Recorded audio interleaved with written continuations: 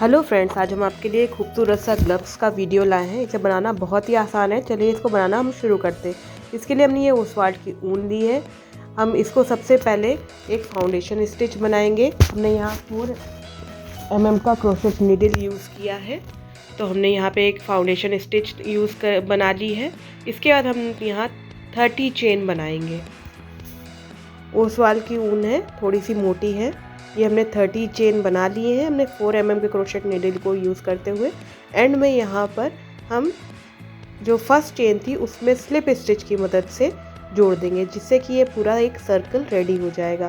तो हम यहाँ पे जोड़ ले रहे हैं स्लिप स्टिच की मदद से। तो ये हो गई स्लिप स्टिच। अब यहाँ जो पहला ये जो धागा है इसको भी हम साथ में चेन के रख लेते हैं। 1 चेन 2 चेन 3 चेन बना लेते हैं और ये धागे को हम इस चेन के साथ ही रखते हैं। अब यार्न ओवर करके हम हर चेन में एक एक डबल क्रोशेट बनाते जाएंगे। तो ये 3 को 2 और 2 को 1, इस तरह से हमारा ये बॉर्डर रेडी किया। ये 4 रो का बॉर्डर होगा, जिसमें से एक हमारा ये डबल क्रोशेट की लाइन होगी। देखिए इस तरह से ये 3 चेन हुई हैं। ये धागा भी साथ में हमने ले लिया है। एक बार यार्न ओवर, नेक्स्ट चेन में इंसर्ट किया और ये 3 हुए, 3 को 2 और 2 को 1। इस तरह से पूरा चेन में हमें डबल क्रोशेट की रो बनानी है और साथ में जो पहला धागा है उसे भी हम इसी में भी साथ में बिन देंगे। तो वो पूरा इनविजिबल हो जाएगा, कहीं भी कोई रॉ लटकता हुआ धागा नहीं देखेगा। तो इस तरह पूरी सर्किल में यानी पूरी रो में हमें 30 डबल क्रोशेट मिल जाएंगे, क्योंकि हमने 30 चेन ली थी। तो इसी तरह पूरे में यहाँ आके आपको फिर दिखाते हैं और यहाँ हमने स्लिप स्टिच 3rd चेन में कर लेंगे। तो इस तरह से हमने ये पूरा कर लिया सर्किल। यहाँ 30 डबल क्रोशेट रेडी हैं। अब हम 3rd चेन में स्लिप स्टिच कर लेंगे। ये स्लिप स्टिच हो गई। अब देखिए ये हमारा पहला रो हो गया। 3 रो हमारी फिर कैसे बनेगी वो देखिए। हमने यहाँ 3 चेन ली, फिर यार्न ओवर किया। फर्स्ट स्टिच को इस तरह से आगे से लिया, ये हुआ फ्रंट पोस्ट डबल क्रोशेट। फिर एक बार यार्न ओवर पीछे से लिया, बैक पोस्ट डबल क्रोशेट। इस तरह से हमें अल्टरनेट यानी एक के बाद एक फ्रंट पोस्ट डबल क्रोशेट और बैक पोस्ट डबल क्रोशेट बनाते हुए जाएंगे। और हमारी जो बची हुई 3 रो बॉर्डर की होंगी वो इसी तरह फ्रंट पोस्ट और बैक पोस्ट पे ही बनेंगी। और हर बार एंड में यहाँ 3rd चेन में स्लिप स्टिच करेंगे। फ्रंट पोस्ट के ऊपर फ्रंट पोस्ट बनाएंगे नेक्स्ट रो में, और बैक पोस्ट के ऊपर हम बनाएंगे बैक पोस्ट। तो इस तरह से बॉर्डर बन जाएगा। यहाँ पे अभी आके 3rd चेन में स्लिप स्टिच करेंगे और इस तरह से बची हुई 3 रो भी पूरी कर देंगे। यहाँ फ्रंट पे फ्रंट पोस्ट और बैक पे बैक पोस्ट ऐसे करेंगे तो हमारा ये बॉर्डर रेडी होगा। ये बॉर्डर हमने रेडी कर लिया। ये देखिए, अब ध्यान से देखिएगा, हमने यहाँ पे स्लिप स्टिच कर ली क्योंकि डिज़ाइनिंग यहीं से शुरू होगी। तो ये हमारा बॉर्डर रेडी हो गया है। अब ये डिज़ाइन जो बीन स्टिच से बनी है ये हम आपको दिखाएंगे। हमने यहाँ पे 4 रो बीन स्टिच से बनानी है। उसके बाद हमें थंब को बनाना है। थंब के लिए कट छोड़ना है। तो हमें कैसे बनाना है देखिए। सबसे पहले हमें सिर्फ 1 चेन लेनी है। 1 चेन ले ली, फिर नेक्स्ट स्टिच में ध्यान से देखिएगा, एक सिंगल क्रोशेट की तरह लिया, फिर एक बार यार्न ओवर किया, फिर नेक्स्ट स्टिच में एक लिया फंदा और 3 फंदों को कंप्लीट किया और फिर 2 को इस तरह से। फिर 1 चेन ज़रूर लेनी है, हर बार याद रखना है ये। इस तरह से देखिए हमने 3 को कंप्लीट किया, फिर ये कंप्लीट किया, फिर से आपको दिखाते हैं। यहाँ पे 1 चेन भूल गए थे, 1 चेन ले ली, फिर एक बार हमने इस तरह से किया, ये यूँ और यूँ।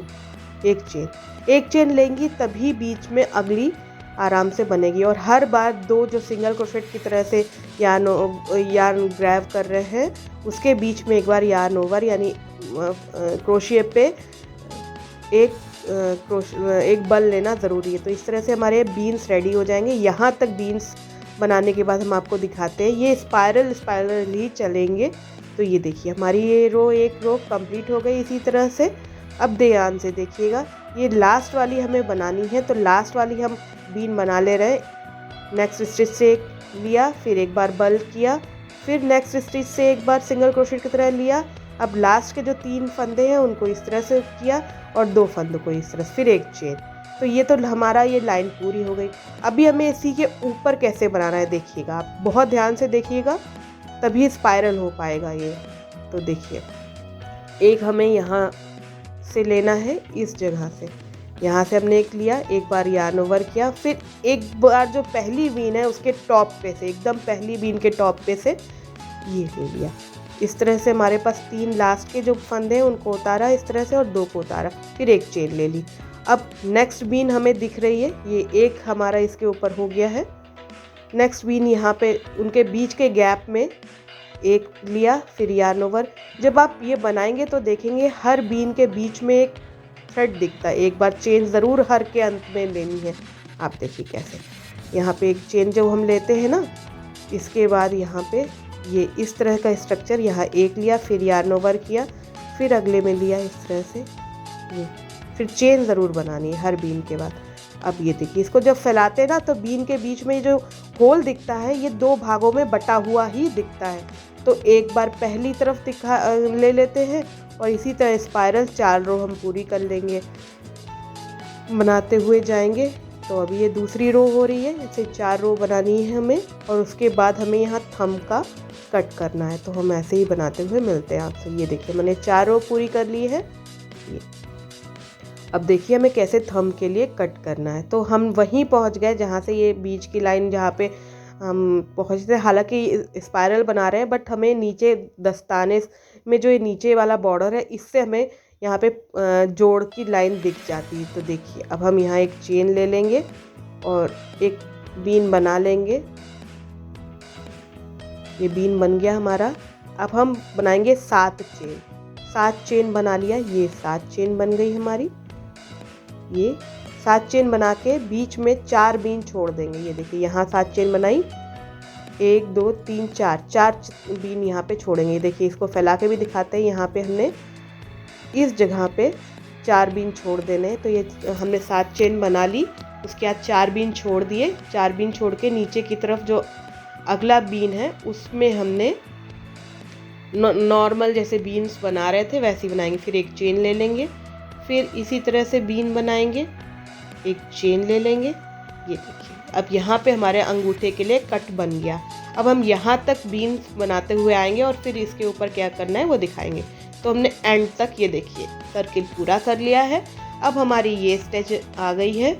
हमने फिर से एक चेन बना ली है और अब जो हमारी 7 चेन है, 7 चेन के ऊपर जैसे नॉर्मल हमने शुरू में बीन्स बनाए थे ना वैसे ही इन चेन्स के ऊपर बीन बनाने। एक बार चेन बना लिया, अब एक चेन में से हमने एक फंदा लिया, यार्न ओवर किया, अगली चेन में से एक फंदा लिया, 3 को कंप्लीट और 2 को कंप्लीट, फिर एक चेन। इस तरह से करते हुए हम यहाँ पर भी जब बीन्स बना लेंगे तो इन चेन्स के ऊपर, क्योंकि हमने नीचे की तरफ 4 बीन को स्किप किया था, छोड़ा था और चेन बनाई थी उनके ऊपर, तो इसके ऊपर भी लास्ट में 4 बीन ही बन जाएंगे। तो 4 बीन हमने यहाँ कंप्लीट कर लिए और अब ऐसे ही स्पाइरल बनाते हुए 5 रो इस तरह की बना लेंगे। इसके ऊपर यहाँ पे 5 रो इस तरह से बन जाएगी।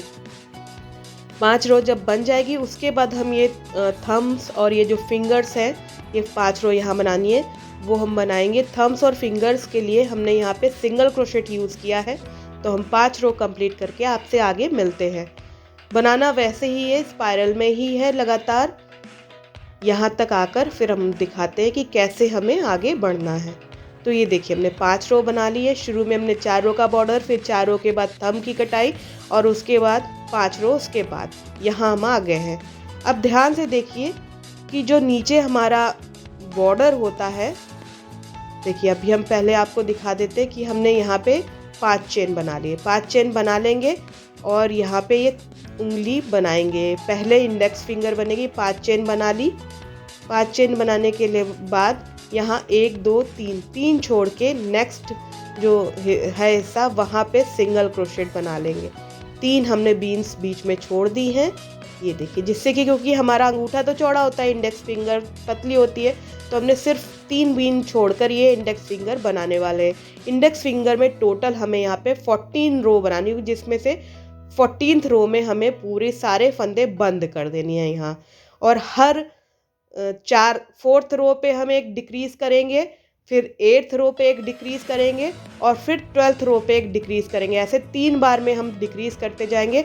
आप अपनी उंगली के हिसाब से इन डिक्रीज की संख्याओं को बढ़ा या घटा सकते हैं। हम आपको यहाँ पे टोटल जो भी फंदे यूज़ कर रहे हैं वो हम बता नहीं रहे, क्योंकि ये आपकी उंगली के हिसाब से होंगे। तो अब देखिए हर चेन में हम यहाँ पर एक एक सिंगल क्रोशेट बनाते जाएंगे और ऐसे ही स्पाइरल बनाते जाएंगे। 4 जब रो बन जाएंगी स्पाइरल की, तो उसके बाद हम कैसे डिक्रीज, देखिए अब ये बीन्स आ गए, तो बीन्स में भी 2 होल होते हैं ना, जैसे हम अगली बीन बनाते हैं वैसे ही हम बीन्स में भी सिंगल क्रोशेट बना लेंगे।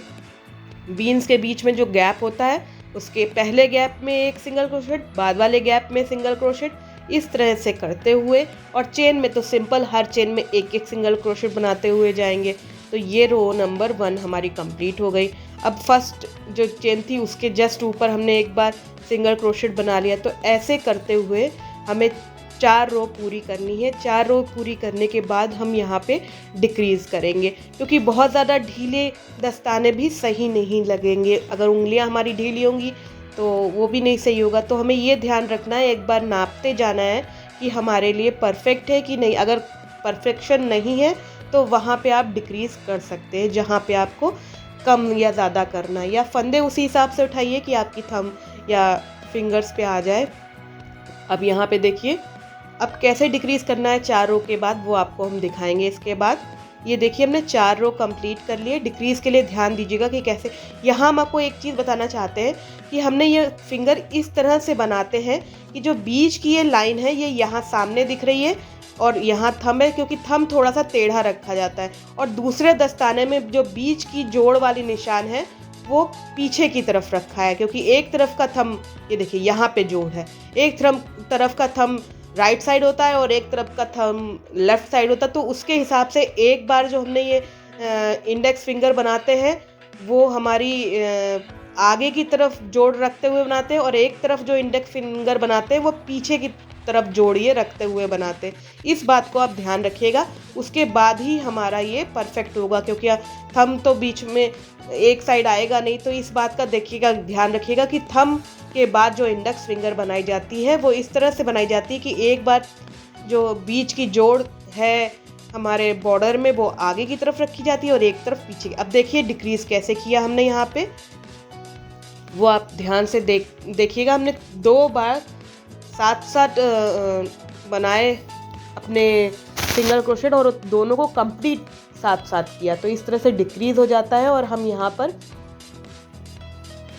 इसमें हमने 14 लाइन की है, इसमें हम 16 लाइन करेंगे, यानी 16 सिंगल क्रोशेट की लाइन करेंगे। यहाँ हमने 4 चेन ली थी, इस जगह पे 4 चेन ली थी, यहाँ पे हम 3 ही चेन लेंगे, क्योंकि हमारी जो अनामिका या रिंग फिंगर होती है वो पतली होती है। तो इस तरह से हम 16 लाइन का ये बीच की फिंगर यानी मिड फिंगर बनाएंगे और स्पाइरल ही बिनते जाएंगे। 4th रो में एक डिक्रीज करेंगे, 8th रो में एक डिक्रीज करेंगे और 12th रो में एक डिक्रीज करेंगे, और उसके बाद हमें ये 16 रो में पूरी बंद कर देनी है। इसी तरह हमारी जो रिंग फिंगर है उसमें हमने यहाँ पे 12 लाइंस बनाई हैं। 12 लाइंस में पहले 4th रो में एक डिक्रीज, 8th रो में डिक्रीज और 12th रो में पूरी बंद कर दी है यहाँ पे। और जो हमारी सबसे छोटी वाली उंगली है इसमें हमने सिर्फ 10 रो बनाई है। 4th रो में एक डिक्रीज, 8th रो में डिक्रीज और 10th रो में पूरी बंद। इस तरह से सारी ये फिंगर्स कंप्लीट किए। थंब के लिए हमने सारे फंदे जैसे हैं, इनके बीच में जो चेन्स हैं थंब के लिए जो हमने क्या किया है, सारे फंदे ऐसे उठा लिए और शुरू की 5 रो तक लगातार डिक्रीज किया है, और टोटल यहाँ पे 12 लाइन थंब के लिए यूज़ करिए। तो अब हम इसके बाद 8th रो में डिक्रीज करेंगे। ये देखिए ये हमने यहाँ पे कैसे पूरे फंदे बंद करने, यानी हमारा ये 14th रो। 13th रो में हमने 2 बार, आपको बताना भूल गए, 13th रो में हमने 2 बार डिक्रीज किया था, 1 2, और 3 को इकट्ठे कंप्लीट किया। इस तरह से डिक्रीज किया जाता है, 1 2 2। अब देखिए डिक्रीज कैसे कर रहे हैं। अब हमें 14th रो में सारे कई बार सिंगल क्रोशेट साथ बना रहे हैं और सबको एक साथ डिक्रीज कर रहे हैं, 1 2 3 और तीनों को एक साथ कंप्लीट। तो इस तरह से डिक्रीज होता जाता है और हमें पूरा ऊपर 14th रो में सारा बंद ही करना है। तो हम इस तरह से सारा बंद कर देंगे और लास्ट में जो धागा बचेगा उसको भी अंदर की तरफ कर देंगे कि वो भी अननेसेसरी लटकता हुआ ना दिखेगा। तो इस तरह से हमने ये सारा होल बंद कर दिया है। इसी तरह से ये लास्ट में ये कंप्लीट किया। अब एक स्लिप स्टिच करते हुए थोड़ा सा धागा रखते हुए हम कट कर देंगे और उस धागे को भी इसी में ही वीव कर देंगे। एक फिंगर हो गई है अब इसके बाद अगली फिंगर के लिए कैसे फंदे उठाते हैं और क्या करते हैं वो हम आपको दिखाएंगे। यानी अब हम आपको मिडिल फिंगर, ये देखिए पहले हम आपको यहाँ जो धागा है उसे अंदर करके दिखा देते हैं, ऐसे कहीं से भी क्रोशिया डाल के और इसे अंदर खींच देते हैं जिससे कि ये पूरा गायब हो जाता है। ये एक बार देखिए इस तरह से। तो ये हमारी हो गई इंडेक्स फिंगर रेडी। अब हमारी मिड फिंगर के लिए देखिए, मिड फिंगर के लिए अब हमारे पास यहाँ पे जगह है। एक पहले हम फाउंडेशन स्टिच यानी पहला फंदा बना लेंगे। ये इस तरह से पहला फंदा हो गया हमारा। अब हम इसको इस जगह पे जोड़ देंगे। तो जोड़ने के लिए वैसे ही जैसे हमें पहले जोड़ा था वैसे ही यहाँ मिड से यूँ किया और इसे सिंगल क्रोशेट की तरह बिल देंगे। ये हो गया। अब यहाँ क्योंकि 5 चेन बीच में है और जो हमारा धागा हमने पहला यूज़ करते हैं फाउंडेशन स्टिच बनाने के लिए वो साथ में हम दबाते जाते हैं। ये देखिए ये धागा साथ में हम ले रहे हैं। ये देखिए अब हमारे पास 5 चेन थी, एक साइड से हमने उंगली बना ली है, दूसरी साइड से वहाँ हम कंप्लीट कर दे रहे हैं। तो ये इस तरह से हमारी इधर 5 बार ही सिंगल क्रोशेट बन जाएगी क्योंकि 5 ही चेन है हमारी। इसके बाद अब बीन्स के ऊपर यहाँ पर 2 बीन के बाद हम चेन बनाएंगे क्योंकि जो हमारी मिड फिंगर है वो एक तरफ से 2 बीन ले लेगी और फ्रंट साइड से 2 बीन ले लेगी।